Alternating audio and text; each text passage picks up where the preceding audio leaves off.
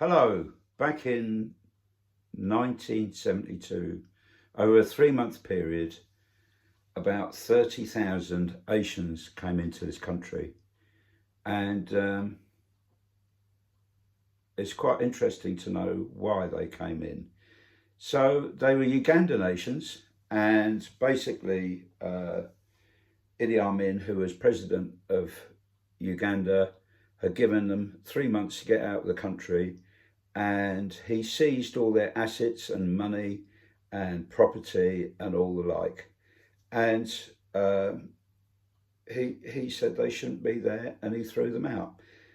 And they all had British passports. And the reason why they had British passports was up until 1962, Uganda was part of Britain. In effect, it was a colony, a British colony. In 1969, Enoch Powell made his famous speech, Rivers of Blood speech, anti-immigration speech, and indeed possibly a racist speech, saying that people from Asians and the like were unwelcome and it was going to cause problems in the UK. So not everybody welcomed these 30,000 Ugandan Asians into the United Kingdom. Indeed, 50,000 had been expelled from Uganda. So that was a considerable number of people. 20,000 went to other places, really. Interestingly, India and Pakistan declined them a welcome to their countries, many of them as well. So what were these Asian people doing in Uganda in the first place? Well, when slavery was abolished, the British were keen to expand their influence into Africa and to get minerals out of Uganda. And in the 1890s, they decided to go ahead and build a railway from Uganda out through Kenya to get the minerals out of Uganda and to exert greater British influence on the area. They didn't want other countries getting in there, such as Germany and the like. There was quite a lot of opposition to this railway. One, the cost, and two, it was called the lunatic railway by many people. And slavery had not long been abolished. So the British said, well, where else can we find labour? The African labour locals were unable to provide labour as they were busy doing other things. So the British went, let's go to India. And they went to the Punjab area and they went, you, and you, come and work for us, building this railway. And the locals in Africa were dead against this railway, and many called it the Iron Snake.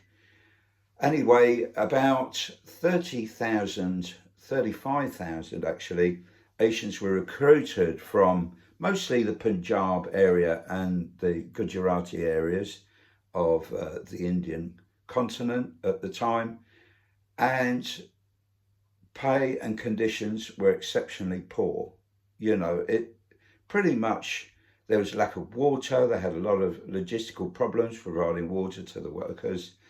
And the mortality rate was awful due to these really bad conditions. For every mile built of this Ugandan railway, 4 workers died per mile. 4 workers died per mile, which was horrendous, really. So a local tribe had issue with the Ugandan Asians, and they killed 400 workers.